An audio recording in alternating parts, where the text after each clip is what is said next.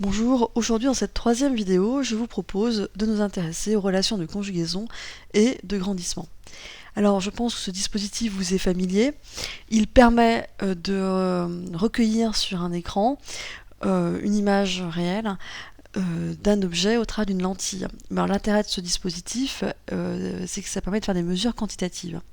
Alors l'objet de cette vidéo, c'est de présenter des formules mathématiques, enfin, notamment une formule mathématique, qui permet de connaître la position de l'image par rapport à la lentille, de trouver la distance entre l'image et la lentille, connaissant uniquement la distance qui sépare l'objet de la lentille d'une part et la vergence de la lentille d'autre part.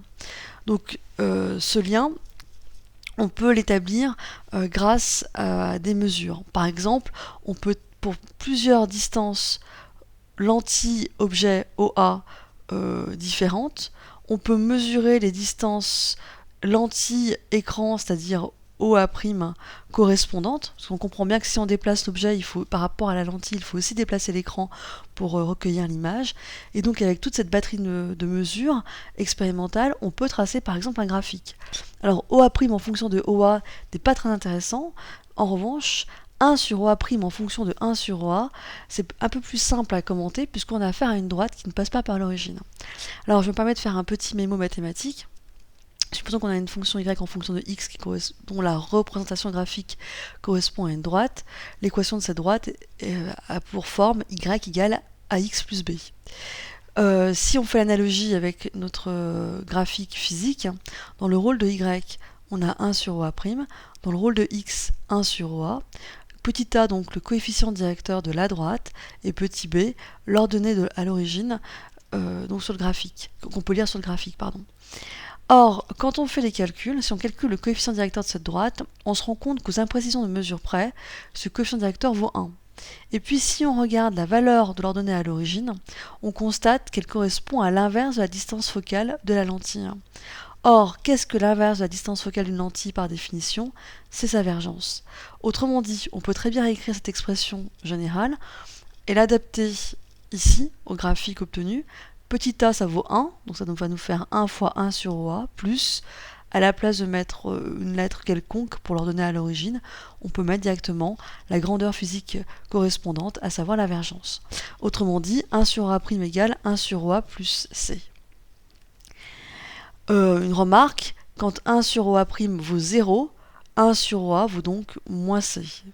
C'est une toute petite remarque en passant.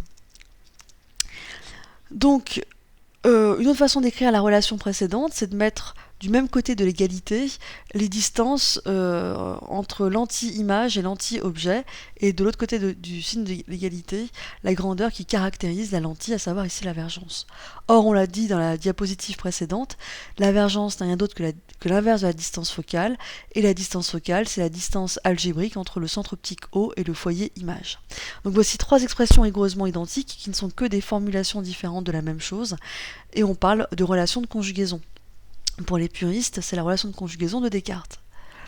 Alors, dans le sommaire, je vous ai présenté donc la relation de conjugaison qui fait le lien entre la distance lentille-objet et la distance lentille-image conjuguée, d'où le mot relation de conjugaison. Et on va voir encore une autre relation qui fait le lien entre la taille de l'image et la taille de l'objet. C'est ce qu'on appelle la relation de grandissement. Par définition, on appelle grandissement le rapport A'B' sur AB. Autrement dit, ça consiste à comparer la taille de l'image par rapport à celle de l'objet. Alors, qu'est-ce qui se passe si gamma, donc c'est comme ceci qu'on appelle cette lettre grecque, est négatif? Si c'est négatif, ça veut dire que ici, A'B' est que l'image est renversée, c'est le signe contraire. Si la valeur absolue de gamma est plus petite que 1, ça sous-entend que A'B' est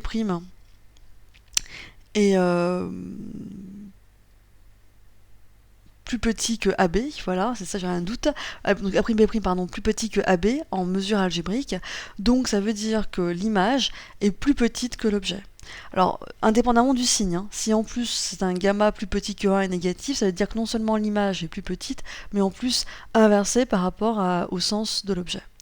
Alors, volontairement, je n'ai laissé qu'un rayon optique qui passe, un rayon principal qui passe par O, Et on peut ici appliquer Thalès, et on se rend compte que grâce à Thalès, on a une relation supplémentaire qui va s'établir, qui va nous faire un lien entre la taille image-objet, et les distances lentille-image, lentille-objet. Ainsi, on peut réécrire tout ceci de la façon suivante. Le grandissement, par définition, c'est le rapport taille de l'image sur taille de l'objet, et grâce aux propriétés géométriques, le théorème de Thalès, il ne faut pas le citer, on peut rajouter une égalité OA' sur OA. Mais attention, hein, si on demande dans un devoir, par exemple, définissez le grandissement, cette première partie de l'égalité qu'on attend. Le reste, c'est des considérations géométriques. Donc c'est ce qu'on appelle la relation de grandissement. Alors, j'espère que tout est clair. Si c'est le cas, eh bien, rien-de-vous un petit défi. On considère un objet droit de 2 cm de haut qui se trouve à 40 cm devant une lentille de divergence dioptrie. À l'aide des relations de conjugaison et de grandissement, déterminer la position et la taille de l'image conjuguée. Donc comme toujours, je vous laisse mettre la vidéo sur pause pour résoudre cet exercice et relancer la vidéo pour avoir la réponse. Alors j'estime que donc vous avez terminé votre petit défi. Alors pour trouver la position de l'image, ça veut dire pour trouver OA', il faut utiliser la relation de conjugaison. Donc on l'écrit tel qu'on l'a vu dans les diapositives précédentes. Et le but, c'est d'isoler juste OA'. Donc dans un premier temps, ce qu'on va faire, on va isoler 1 sur OA', en le mettant donc dans le membre de gauche de l'égalité. Pour l'instant, on va laisser 1 sur OA', et ici, on sait bien que si on a une fraction plus un nombre, pour pouvoir sommer les deux, il faut que tout soit sur le même dénominateur. Donc on va multiplier C par OA, et on va le diviser aussi par OA. Donc en fait, j'aurais pu mettre une ligne intermédiaire en mettant 1 sur OA plus C fois OA sur OA, et ainsi, on avait donc deux fractions qu'on pouvait directement sommer pour obtenir 1 plus C fois OA sur OA. Si on inverse la fraction à gauche, pour que l'égalité reste vraie, il faut aussi inverser la fraction à droite. D'où OA' égale ceci. Attention dans les calculs. Dans les calculs, il est préférable de garder donc les grandeurs avec les unités du système international, d'où OA en mètres. Donc 40 cm, ça fait 0,40 mètres. Et la vergence, elle reste en dioptrie. Alors attention, il y a un moins, puisqu'on vous dit bien ici que l'objet est devant la lentille. Donc OA est négatif. Donc si on fait l'application numérique, on trouve 0,13 mètres, qui est la réponse attendue.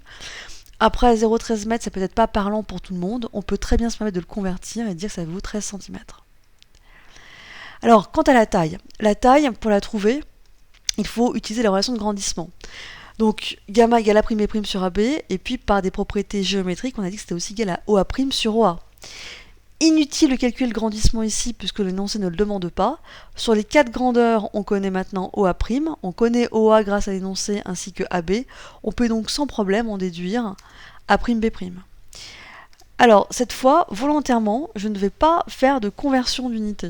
Alors, si vous n'êtes pas à l'aise avec ce genre de raisonnement, il est préférable de tout convertir dans les unités du système international et de voir après si c'est possible de simplifier. Cependant, si vous êtes un petit peu à l'aise, regardez. Dès que vous avez un rapport de 2 grandeurs, il suffit de les exprimer dans la même unité pour que celle-ci se simplifie. Si j'ai des centimètres au numérateur et des centimètres au dénominateur, comme j'ai fait ici lors de l'application numérique, ce rapport sera donc sans unité. En effet, donc 13 sur moins 40 fera un chiffre sans unité. Conclusion, A'B' sera dans la même unité que AB. Alors là j'ai fait une petite faute, c'est pas OA', c'est un petit copier-coller malheureux, c'est A'B'. Donc on trouve moins 0,65 cm.